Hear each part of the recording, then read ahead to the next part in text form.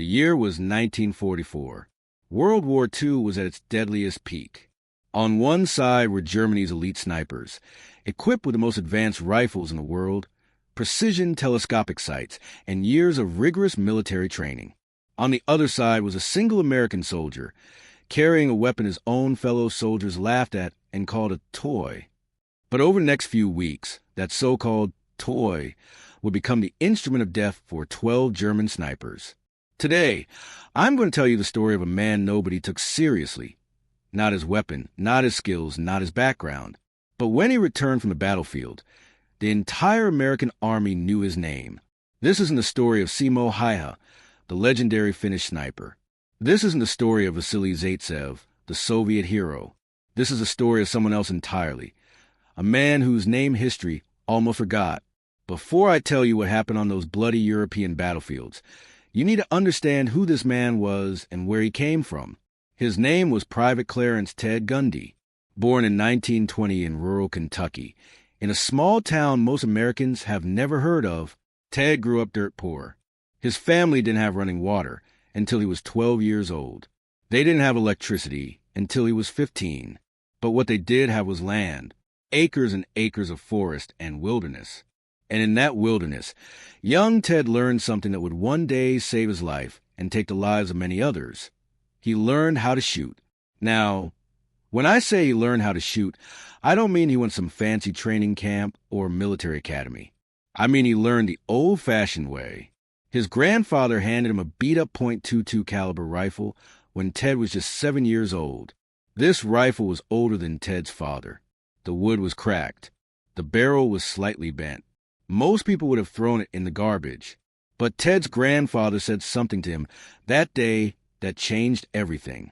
He said, "Boy, a good shooter doesn't blame his weapon. A good shooter makes any weapon work." And Ted took those words to heart. By the time he was 10, Ted could hit a squirrel from 100 yards away with that same beat-up rifle. By the time he was 14, he was the best shot in his entire county. By the time he was 18, people from neighboring states would come just to watch him shoot. But here's the thing about Ted. He wasn't shooting for sport or for glory. He was shooting to survive. His family was poor, desperately poor. And the only way they could put me on the table was if Ted went out into those woods and brought something back. So every single day, rain or shine, snow or heat, Ted was out there hunting. And he wasn't hunting with expensive equipment or fancy rifles. He was hunting with whatever he could get his hands on. This is important. Remember this, because this is exactly what made Ted different from every other soldier in World War II. When America entered World War II after Pearl Harbor in December 1941, Ted was 21 years old. Like millions of other young American men, he received his draft notice. But unlike most of those men, Ted was actually excited. You see, Ted had heard about military snipers. He had read about them in newspapers and magazines. And he thought, finally, here was a chance to use his skills for something bigger than hunting squirrels and deer. He imagined himself as an elite sniper, taking out enemy officers from impossible distances, becoming a war hero. But when Ted arrived at basic training, reality hit him like a punch to the gut. The military had a very specific idea of what a sniper should be. Snipers use a Springfield M1903A4, a precision rifle with a telescopic sight, specially manufactured for long-range accuracy. Snipers went through weeks of specialized training. Snipers were selected based on specific criteria: eyesight, patience, physical fitness, and yes, marksmanship. Ted had the marksmanship. He had the patience. His eyesight was perfect, but he failed the physical fitness requirements. You see, Ted was small. He stood only 5 feet 6 inches tall and weighed barely 140 pounds. Years of poverty and malnutrition had left him undersized compared to the other recruits. The sniper selection officer looked at him, looked at his scores, and shook his head.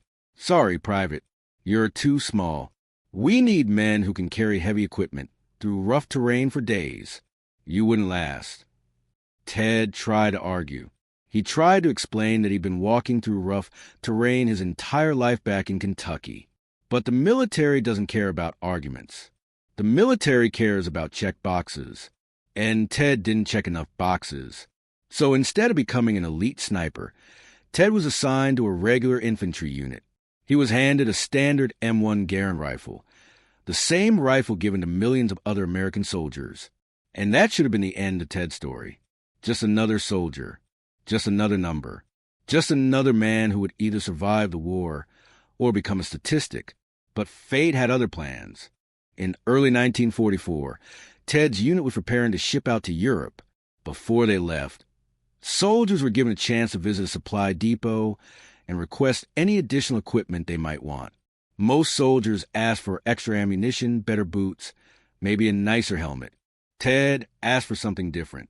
He asked for an M1 Carbine. Now, if you don't know much about World War II weapons, let me explain why this request was so unusual.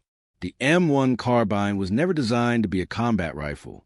It was designed for officers, tank crews, and support personnel, people who needed a weapon for self-defense but weren't expected to do much actual fighting. The M1 Carbine was lighter than the M1 Garand. It was smaller. It had less stopping power. Its effective range was significantly shorter. In the eyes of most infantry soldiers, the M1 Carbine was a joke. They called it a toy gun. They called it a peashooter. They said it couldn't kill a German soldier unless you walked up and hit him over the head with it. But Ted saw something in that weapon that nobody else saw. He saw a rifle that was light enough for him to carry for hours without getting tired. He saw a rifle that was small enough to maneuver in tight spaces. He saw a rifle that had almost no recoil, which meant it could fire rapidly and stay accurate. And most importantly, Ted saw a rifle that reminded him of that old beat-up .22 his grandfather had given him. Everybody had underestimated that .22, and Ted had used it to become the best shot in Kentucky. Now, everybody was underestimating the M1 Carbine, and Ted intended to prove them all wrong. His sergeant thought he was crazy. "Gundy, are you out of your mind? We're going to fight Germans, not squirrels. Take a real weapon." But Ted refused to change his request. The paperwork was filed. Ted got his M1 Carbine, and his fellow soldiers laughed. They genuinely believed Ted had made a fatal mistake. Little did they know, that toy was about to become the most feared weapon in their entire sector. June 1944. D-Day had happened. The Allied forces had successfully invaded Normandy, but the war was far from over. Ted's unit arrived in France in late July, after the initial beach assaults were complete. Their mission was to push inland, fighting through the French countryside, liberating towns and villages from German occupation. It sounds simple when I say it like that. It was anything but simple. The Germans had fortified the French countryside with deadly efficiency. They had machine gun nests hidden in farmhouses. They had artillery positions concealed in forests. And most terrifying of all, they had snipers. German snipers in World War II were absolutely lethal. They used a carabiner 98K rifle with precision scopes. They were trained to remain hidden for days at a time. They targeted officers, medics, and radio operators, anyone whose death would cause maximum chaos. A single German sniper could pin down an entire American company for hours. And in Ted's sector, there was a particular problem. Intelligence reports indicated that a group of elite German snipers had been deployed to slow down the American advance. These weren't ordinary snipers. These were veterans of the Eastern Front, men who had spent years fighting the Soviets, men who had hundreds of confirmed kills between them. The Americans called this area Sniper Alley. In the first week alone, Sniper Alley claimed the lives of 34 American soldiers. Officers were afraid to use binoculars because the glint of glass would attract a bullet. Medics were afraid to help wounded soldiers because the red cross on their helmets had become a target. Morale was collapsing. Men were terrified to move during daylight hours. And the American counter-sniper teams? They were failing. You see, the American snipers were trying to fight the German snipers using the same tactics.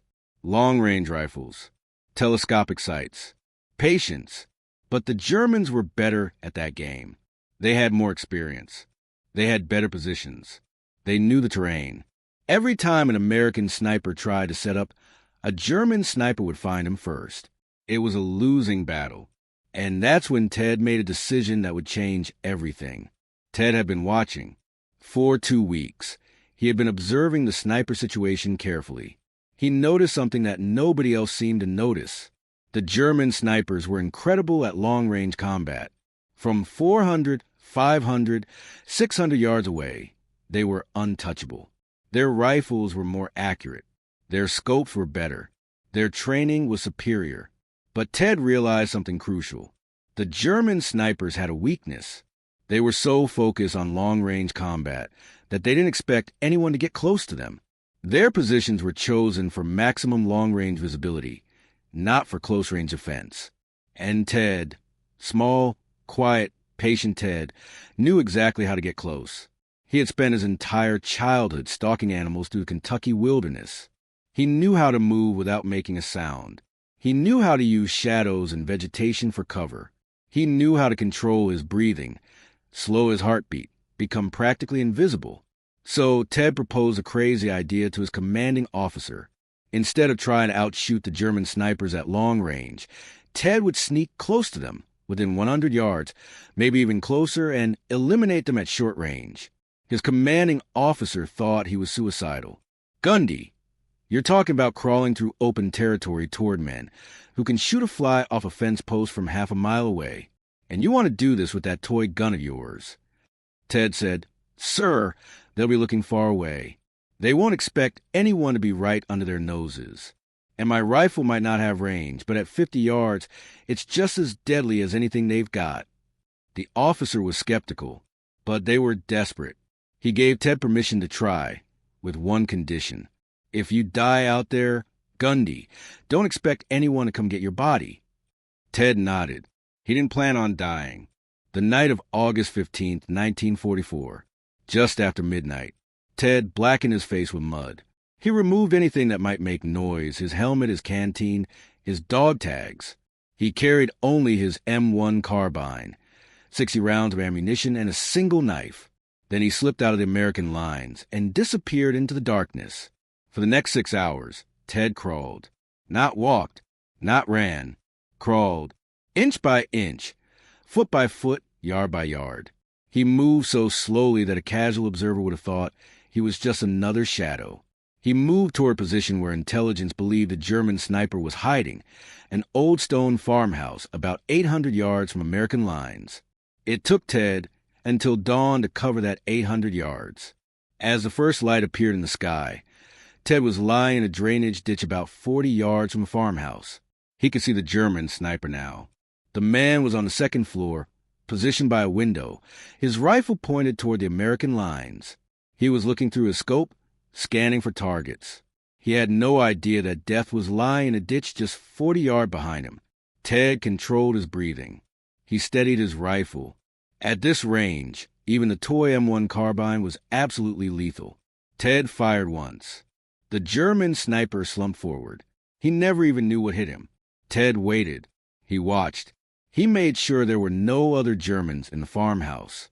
Then he moved to his next target. Over the next 3 days, Ted eliminated 4 more German snipers using the same technique. He would identify their positions during the day. He would crawl toward them at night. He would wait until dawn, and he would kill them before they ever knew he was there. Word began to spread through the American lines. "Did you hear about the guy with the carbine? He's killing German snipers like they're nothing. That little guy from Kentucky with the toy gun. Yeah, that's him. 5 kills in 3 days. Ted's commanding officer could hardly believe it.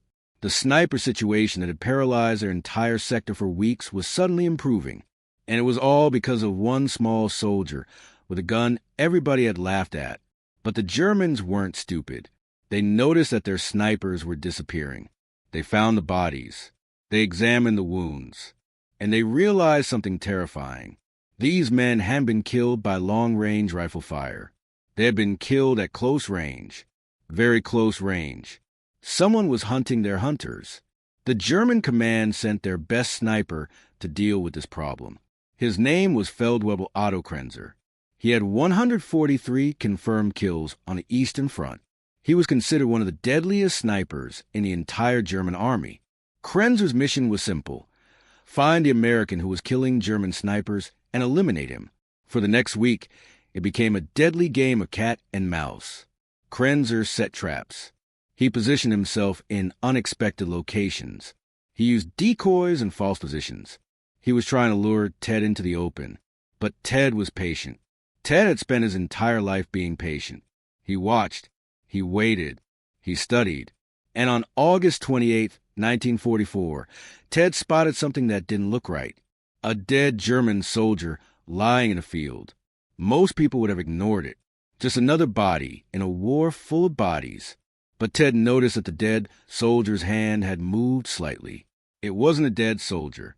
It was Krenzer, lying in wait, using himself as bait. Ted smiled. He didn't take the bait. Instead, he spent the next 18 hours circling around, getting behind Krenzer's position. At dawn on August 29th, Ted was lying in tall grass about 30 yards behind Germany's most dangerous sniper. Krenzer was still watching the field, still waiting for his prey to appear. He never saw Ted raise his carbine. He never heard the shot that killed him. Ted's 7th kill. After Krenzer's death, the German sniper threat in Ted's sector essentially collapsed. The remaining German snipers were terrified. They had lost their best men, including their most elite marksmen, to an enemy they had never even seen. Rumors spread to the German ranks. They called Ted der Schatten, the Shadow. They said he was a ghost who could appear anywhere. They said he couldn't be killed because you couldn't kill something you couldn't see. By the time Ted's campaign was over, he had killed 12 German snipers in less than 6 weeks. 12 highly trained, experienced killers, all eliminated by one small man with a rifle everybody called a toy. Ted was awarded the Bronze Star for his actions. His commanding officer personally wrote a recommendation calling Ted the most effective counter-sniper asset in the entire European theater. The M1 Carbine, that jokel weapon, had proved everybody wrong. So what can we learn from Ted Gundy's story? First, never let others define your potential. When Ted was rejected from sniper school, he could have given up. He could have accepted that he wasn't good enough. Instead, he found his own path. Second, your greatest weakness can become your greatest strength. Ted was small. His gun was weak. But he turned those weaknesses into advantages. His small size made him harder to see. His light rifle made him faster and more mobile. Third, innovation beats imitation. The American snipers failed because they tried to beat the Germans at their own game. Ted succeeded because he invented a completely new game. Fourth, patience is a weapon. In our modern world of instant gratification, we've forgotten the power of patience. Ted would spend 18 hours just to get into position for a single shot.